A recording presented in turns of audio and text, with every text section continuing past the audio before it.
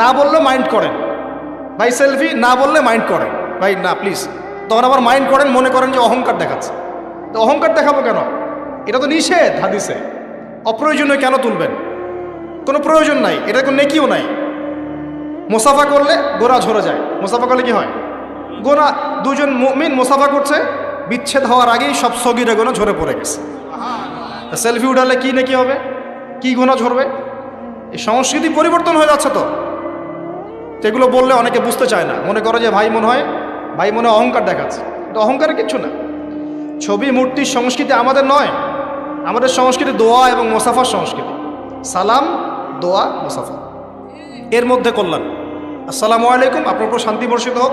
ভাই ওয়ালাইকুম আসসালাম, আপনাদের উপরেও শান্তি বর্ষিত হোক। মুসাফা করলেন, গোনা ঝরে গেল, বারাকাল্লাহ ফিক, আল্লাহ আপনাকে বরকত দান করুন, শেষ। তো যেখান থেকে আসলাম যে এটাও কিন্তু আমরা কি দেখেছি আমাদের পূর্বপুরুষদের এরকম ছবি ছিল? তাহলে এটা কনসেপ্ট কোত্থেকে আসলো যে আগে এমন, তারপর একটু এমন, তারপর একটু এমন, তারপরে এমন? কোত্থেকে আসলো এটা? তো এই জিনিসগুলো কেন ইনপুট করা হচ্ছে? আচ্ছা যাই হোক, ওইদিকে আমি পরে আসছি। এই জায়গাটা 1914 থেকে 18-এর মধ্যে ওদের হাতে চলে গেছে। কার হাত ধরে গিয়েছে? এই ব্রিটিশদের হাত ধরে। আচ্ছা, ব্রিটিশটা কি এই উপমহাদেশে ভালো কাজ করেছে না খারাপ কাজ করেছে? কোনো কোনো ক্ষেত্রে তারা মুসলিমদের চেয়েও ভালো কাজ করেছে। বলবো কোথায় কোথায়? ব্রিটিশ আমলের একটা ব্রিজ দেখবেন, একটা ব্রিটিশ আমলের ব্রিজ আজকেও ভাঙে নাই, এখনো ভাঙে নাই, সুন্দর চলছে না? এরকম আছে না কনস্ট্রাকশন? আর আপনি ব্রিজ তৈরি করতেছেন, আমি করতেছি, আমরা কিছু কাজ করতেছি, 2 দিনে ভেঙে যাচ্ছে, এক বছরে ভেঙে যাচ্ছে, 10 বছরে ভেঙে যাচ্ছে। কারণ কি? কি কারণ? কারণ কি? তো এই ক্ষেত্রে ওদের অবকাঠামোগত কাজটা ভালো হয় নাই? রেল লাইন ছিল, কারা তৈরি করেছে? চলতেছে না এখনো? দুনিয়াবি কাজ যখন তারা করে, এমনভাবে করে যাতে 100 বছর টিকে থাকে। এটা তো প্রশংসা করতে হবে নাকি? আধ্যাত্মিকভাবে ধর্মীয় ক্ষেত্রে তার প্রচুর জুলুম করেছে, করে নাই? জুলুম করেছে। ওরা ডিভাইড অ্যান্ড রুলে বিশ্বাসী ছিল। মানুষকে ভাগ করে দিবে দলে দলে, এবং মানুষ আপোষে মারামারি করতে থাকবে। ডিভাইড মানে ভাগ করো, শাসন করো। ঐক্যবদ্ধ থাকলে শাসন করা যায় না। আপনারা সবাই যদি ঐক্যবদ্ধ থাকেন, তখন আমি কিন্তু আমার কোনো মতবাদ আপনার উপর চাপাতে পারবো না। কিন্তু যদি আমি আপনাকে ভাগ করে ফেলি, 10টা গ্রুপে ভাগ করে দেই, তখন আমাকে কিছুই করতে হবে না, আপনারাই মারামারি করে শেষ হয়ে যাবে। এই কাজটা এখন সারা বিশ্বে মুসলিমদের দ্বারা হচ্ছে না? তো ওরা এই পলিসি অ্যাপ্লাই করেছিল। আমি একটু বলে দিই এই পলিসিটা কার। এই পলিসিটার কথাও কোরআনে বলা আছে। ওই যে বললাম, কোরআনে আল্লাহ পাক সব বলেছেন, প্রতিটা বিষয় আল্লাহ ব্যাখ্যা করেছেন। এই ডিভাইড অ্যান্ড রুল, এই পলিসি নতুন পলিসি নয়। এই পলিসি ছিল ফেরাউনের পলিসি। কার পলিসি?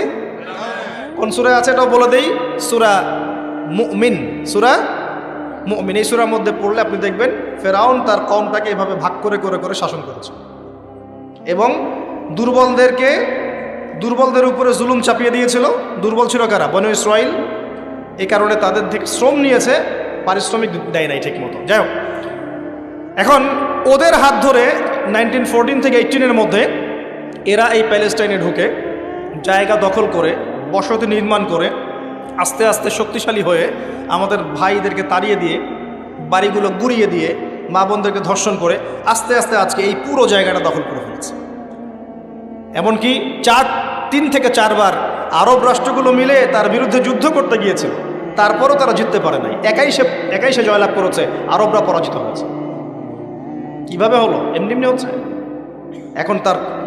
এখন তার জায়গা আছে, ল্যান্ড আছে, সে ল্যান্ড এক্সপেন্ড করতেছে, সে সেখান থেকে ইকোনমি শক্ত করেছে, পলিটিক্যাল ভিত্তি শক্ত করেছে, ওয়ার্ল্ড অ্যাফেয়ার্সকে সে নিয়ন্ত্রণ করছে, ফাইন্যান্স তার হাতে, প্রযুক্তি তার হাতে।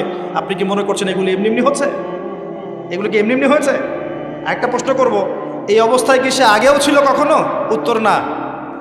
এই অবস্থায় বিগত 2000 বছরে সে আসতে পারে নাই। কত হাজার বছর? 2000 বছরে সে কখনো এখানে আসতে পারে নাই, বরং তাদের থাকারই কোনো জায়গা ছিল না। আমাদের নবী যখন মদিনায় হিজরত করেছেন, একটু বোঝেন, আমাদের নবী যখন মদিনায় হিজরত করেছেন তখন সেখানে ইহুদিরা থাকতো। কারা থাকতো? আর আওস ও খাজ্জাজ গোত্রের আনসার সাহাবীরা থাকতেন, আর কিছু কিছু খ্রিস্টান এবং পৌত্তলিক ছিল, মূলত ছিল ইহুদিরা। তারা ওখানে কি করছিল জানেন? তারা ওখানে অপেক্ষা করছিল শেষ নবী মুহাম্মদ সাল্লাল্লাহু আলাইহি ওয়াসাল্লামের জন্য। তাদের ধর্মগ্রন্থ তাওরাতে লেখা ছিল যে শেষ নবী একজন আসবেন, তার নাম হবে আহমদ। কি নাম হবে? আহমদ। আমাদের নবীর আরেক নাম কি? আহমদ। এটা আমাদের নবীজির আরেক নাম। এই যুব সমাজ জানে না তো, অনেকেই জানে না। এরা নেইমার মেসিকে চিনে, আমাদের নবীর নাম আহমদ তারা জানে না, অনেকেই জানে না। আমি চ্যালেঞ্জ করছি, আপনি জ্ঞান নিয়ে সুমারি করে দেখেন, যুব সমাজের অনেকেই বেসিক জিনিসই জানে না। আর এখন আরেকটা প্রজন্ম তৈরি করার চেষ্টা করা হচ্ছে যারা এতটুকুও জানবে না, ওইটুকুও জানবে না। এখন যা জানে তাও যেন না জানে। তো এটা তাদের ধর্মগ্রন্থে লেখা ছিল, এই কারণে তারা অপেক্ষা করছিল শেষ নবী আসলে তারা তার হাতে বায়াত করবে।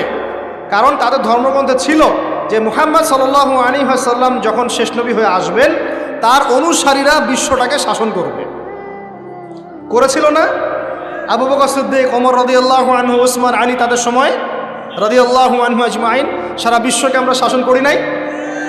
খেজুর গাছের মসজিদের নিচে বসে, খেজুর গাছের নিচে ঘুমিয়ে উমর রাদিয়াল্লাহু আনহু এক ইশারায় রোম সাম্রাজ্য পারস্য দখল করেন নাই? ইতিহাস জানেন না আপনারা? এটা কিন্তু তাওরাতে লেখাই ছিল, তারা অপেক্ষা করছিল। তাহলে প্রশ্ন, তারা কেন তাকে স্বীকার করলো না? কেন নবী হিজরত করে যাওয়ার পরেও তারা নবীকে স্বীকার করলো না? উত্তর হচ্ছে একটা, নবী সাল্লাল্লাহু আলাইহি ওয়াসাল্লাম শেষ নবী হয়েছেন বনু ইসমাইলের বংশধর থেকে। বনু ইসমাইল মানে ইসমাইল আলাইহিস সালামের বংশধর থেকে মুহাম্মদ সাল্লাল্লাহু আলাইহি ওয়াসাল্লামের জন্ম হয়েছে। আর তারা হিংসা করেছে কেন? কারণ বনু ইসরাইলের মধ্যে কেন শেষ নবী আসে নাই, এই কারণে তারা স্বীকার করে। আল্লাহ সূরা বাকারায় বলছেন ইয়ারিফুনাহু কামা ইয়ারিফুনা আবনাহুম, তারা নবীকে চিনে যেমন করে বাবা সন্তানকে চিনে। সুবহানাল্লাহ। এখন কথা শোনেন, ওখানে তিনটা গোত্র ছিল, ইহুদি গোত্র। কয়টা? তিনটা। একটার নাম বনু নজির। কি নাম? বনু নজির। এই বনু নজিরকে নবী সাল্লাল্লাহু আলাইহি ওয়াসাল্লাম যুদ্ধ করে তাড়িয়ে দিয়েছেন। এই যুদ্ধের কথা আছে সূরা হাশরের মধ্যে। কোন সূরায়? সূরা হাশর। 2 নম্বর ছিল বনু কাইনুকা। কি নাম? বনু কাইনুকা। এদেরকেও বিতাড়িত করা হয়েছে। আর 3 নম্বর ছিল বনু কোরাইজা। কি নাম? বনু কোরাইজা। এই বনু কোরাইজা চুক্তিবদ্ধ ছিল যে আমাদের সাথে থাকবে, আমাদের বিরুদ্ধে কাউকে হেল্প করবে না। কিন্তু খন্দকের যুদ্ধে ওরা মুশরিকদেরকে হেল্প করেছে, চুক্তি ভঙ্গ করেছে। এই কারণে নবী সাল্লাল্লাহু আলাইহি ওয়াসাল্লাম বনু কোরাইজা আক্রমণ করেছেন, তাদেরকে বিতাড়িত করে দিয়েছেন। আমাদের নবী কি বিনা অপরাধে তাদেরকে বের করে দিয়েছেন? এমন মানুষ তিনি ছিলেন? নাকি নিঃসন্দেহে তাদের কোনো না কোনো ফল্ট ছিল? কি ফল্ট ছিল? ফল্ট ছিল এই, তারা মুশরিকদের সাথে, অন্যদের সাথে মিলিত হয়ে ওই মদিনা রাষ্ট্রটাকে ধ্বংস করতে চাচ্ছিল, ঠিক যেমনটা তারা এখন প্যালেস্টাইনে করছে। তো এই কারণে তিনটা বড় বড় গোত্রকে নবী সাল্লাল্লাহু আলাইহি ওয়াসাল্লাম বের করে দিয়েছেন। আরও শোনেন, নবী সাল্লাল্লাহু আলাইহি ওয়াসাল্লাম যখন ইন্তেকাল করছেন, একদম ইন্তেকালের মুহূর্তে তার গায়ে জ্বর, প্রচণ্ড জ্বর, গায়ের তাপমাত্রা বেড়ে গেছে, তাকে গোসল দেয়া হচ্ছে এবং গোসল থেকে উঠে তিনি আবার বেহুশ হয়ে যাচ্ছেন, আবার পানি ঢালা হচ্ছে। এরকম একটা মুমূর্ষ অবস্থায় নবী সাল্লাল্লাহু আলাইহি ওয়াসাল্লাম বলছেন, তোমরা নামাজকে ছেড়ো না, নামাজকে ছেড়ো না। তিনি বলছেন মেয়েদের ব্যাপারে এবং তোমাদের অধীনস্থদের ব্যাপারে সতর্ক থেকো। আরও বলছেন আরব উপদেশ থেকে, আরব উপমহাদেশ থেকে, আরবের জাজিরা থেকে ইহুদিদেরকে বের করে দিও। কখন বলছেন এই কথা? একদম শেষ সময়। আরও বলছেন তোমরা আমার কবরকে উপাসনার জায়গা বানিও না, আমার কবরকে সেজদার জায়গা বানিও না। এগুলো তিনি শেষ কথা বলে গেছেন। আর তারা ওদের হাত ধরে, ব্রিটেনের হাত ধরে অটোম্যানদেরকে পরাজিত করে ওই জায়গা দখল করে এই যে বিগত 100 বছর থেকে এখন মুসলিমদের উপর শাসন করতেছে। ওরা শেষে বলেছে, এখন গতকালকে নিউজ দেখলাম, তারা বলছে এখন প্যালেস্টাইনিদেরকে দেখলেই গুলি করে মেরে ফেলবে। কি বুঝতে পারলেন না? এখন এত হাই লেভেলে চলে গেছে ওদের এগ্রেশনটা যে দেখলেই গুলি মারে দেবে। দেখলেই গুলি মারতে হয় কখন? এটা কি যুদ্ধক্ষেত্র? এটা কি ব্যাটল হচ্ছে? দেখলেই গুলি মারতে হবে শত্রুকে? ও কি শত্রু? যে তার বাড়ি ফিরে যাচ্ছে, যে বলছে যে মসজিদে আকসা আমি নামাজ পড়তে চাই, ওখানে নামাজ পড়ার অধিকার নাই আমার? ওখানে নামাজ পড়ার অধিকার মুসলিমদের নাই? ওটা আমাদের পবিত্র জায়গা না? তো নামাজ পড়তে গেলে তুমি গুলি করে মারে দিবা? আর এইসব বিগার ইস্যুসগুলো বাদ দিয়ে আমরা এগুলো নিয়ে পড়ে থাকবো? কমপক্ষে মুখ দিয়ে তো প্রতিবাদ করতে পারবো, যাতে কারণ আল্লাহর কাছে আমরা বলতে পারি আল্লাহ মুখ দিয়ে বলেছে। কমপক্ষে হাত দিয়ে পারি নাই, মুখ দিয়ে বলেছে। আর মুখ দিয়ে না পারলে কি করতে হয়? ফাবিকলবিহি, অন্তর থেকে কি ঘৃণা করতে হয়। তো অন্তর থেকে ঘৃণা করবেন কখন? যখন জানবেন তখন। তো জানাবে কে আপনাকে? যে আপনার সামনে বসে আছে, এ তো আপনাকে দিন শেখাচ্ছে না, আপনাকে সার্কাস শেখাচ্ছে। তো প্রিয় ভাইয়েরা, সচেতন হন, এই দুনিয়ার জীবনটাকে নিয়ে হেলায় খেলায় নষ্ট করে দিয়েন না। জ্ঞান অর্জন করেন, পরিস্থিতি বোঝেন, আমল বাড়িয়ে দেন, হালাল খান। আর এই যে চিলে কান নিয়েছে এই টাইপের বিষয়ের দিকে যায়েন না। ইস্যু পাগল হয়েন না, ইস্যু পাগল হয়েন না, আর এই ট্রল পাগল হয়েন না। কনস্ট্রাকটিভ কিছু চিন্তা করেন, কিছু কাজ করেন, সৎ কাজে আদেশ করেন, অসৎ কাজে নিষেধ করেন। নিজেদের দেশের মধ্যে বিশৃঙ্খলা সৃষ্টি করেন না, সবার প্রতি কল্যাণকামী হন। মানুষের কল্যাণকামী হয়ে সবাইকে গঠনমূলকভাবে সত্যটাকে তুলে ধরেন। যার ইচ্ছা হবে সে সত্য স্বীকার করবে ইনশাল্লাহ, যার ইচ্ছা হবে সে করবে না। অ্যাটলিস্ট আপনি আপনার দায়িত্বটুকু পালন করেন। উম্মার মাঝখানে বিভক্তি বাড়িয়ে দিয়েন না, ঐক্যবদ্ধ করার চেষ্টা করেন। না পারেন তাও চুপ থাকেন। ঐক্যবদ্ধ করতে পারছি না, কেউ কথা শুনছে না, চুপ থাকেন। আগুন উস্কে দেওয়ার কি দরকার আছে? দরকার আছে? অ্যাটলিস্ট যা আছে তাও থাক, এটাকে আরও খারাপ করার কি দরকার? প্রত্যেকটা সেক্টরে এই সমস্যা চলছে, টপ টু বটম। আল্লাহ পাক আমাদেরকে বোঝার তৌফিক দান করে নেন। আমার কথা কি কষ্ট পাচ্ছেন? পুরো সিচুয়েশন যখন আপনি বুঝতে পারবেন, ধর্ম, সংস্কৃতি, সমাজ, পরিবার, অর্থনীতি এবং রাজনীতি, তখন দেখবেন আপনি ভালো থাকতে পারবেন। আপনি একা একা ভালো থাকতে পারবেন না।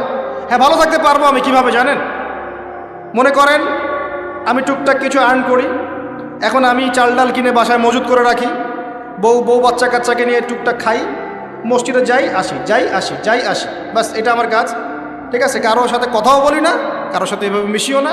আমি কারো ডানেও নেই, বামেও নেই, ওখানেও হ্যাঁ, এখানেও হ্যাঁ, ওখানেও না, এখানেও না, মানে তালগোল পাকানো। আপনি ভালো থাকতে পারবেন, রিল্যাক্স, একদম ভালো। কি দরকার এসব বলার, কি দরকার শোনার, কি দরকার ভাবার? আছি তো, চলছে, চলুক। এভাবে চলতে থাকলে একদিন দেখবেন ফিতনা আপনার দরজার সামনে এসে হাজির হচ্ছে। একদিন না একদিন দেখবেন আপনিও ভালো থাকতে পারবেন না, ফিতনা আপনার দরজার সামনে চলে আসবে। দেখবেন খুব ভালো ছিলেন, কিন্তু দেখবেন আপনার মেয়েটাকে বাইরের কেউ নিয়ে চলে গেছে। হচ্ছে না এমন? খুব পরেশগার মানুষ, কারো ডানে বামে নাই, কিন্তু পরিবার ইসলাম প্রতিষ্ঠা করতে পারে নাই, মেয়েটা বাইরে চলে গেছে পালায়। ছেলেটা দেখবেন মদের আসরে বসে আছে। ঠিক আছে, নিজের বাচ্চার ভবিষ্যৎ ঠিক নাই, অনেক সমস্যা। শোনেন প্রিয় ভাইরা, নিজে একা একা ফিতনা থেকে বেঁচে থাকা যাবে না। ফিতনা থেকে বেঁচে থাকা যাবে না, দলিল কোরআনেই আছে, ওয়াত্তাকু ফিতনা ওয়াত্তাকু ফিতনাতান লা তুসিবান্নাল্লাযীনা যালামু মিনকুম খাসসা। আল্লাহ বলছেন তোমরা সেই ফিতনা থেকে বেঁচে থাকো। আল্লাহর কথা শোনেন, আল্লাহ পাক বলছেন তোমরা সেই ফিতনা থেকে বেঁচে থাকো, যে ফিতনা শুধু জালেমদের উপর খাস করে আসবে না, মানে সবার উপরেই আসবে। বলেন তো, সুদের ফিতনা সবার উপরে আসে নাই? আসে নাই? এই যে এক সময় ঘুষটা খুব অপরাধ মনে করা হতো, যে ঘুষ ছি, মানুষ দেখলে কি, জানলে কি বলবো। আস্তে আস্তে আস্তে আস্তে ইউজ টু হয়ে গেলাম, এখন স্বাভাবিক হয়ে যাচ্ছে দিন দিন। হ্যাঁ, দেওয়াই লাগে, নেওয়াই লাগে। এখন ফতোয়া জিজ্ঞাসা করতেছে যে আমার যোগ্যতা ছিল আর এক ভাইয়ের যোগ্যতা ছিল না, তো এখন যদি আমি আমার যোগ্যতা বলে চাকরিটা পাওয়ার জন্য একটু ঘুষ দিই, জায়েজ হবে কি না? তখন আবার ফতোয়া দিচ্ছে হ্যাঁ জায়েজ হতে পারে। এই জায়গায় চলে আসছি আমরা, এখন ইউজ টু হয়ে গেছে। আগে একটা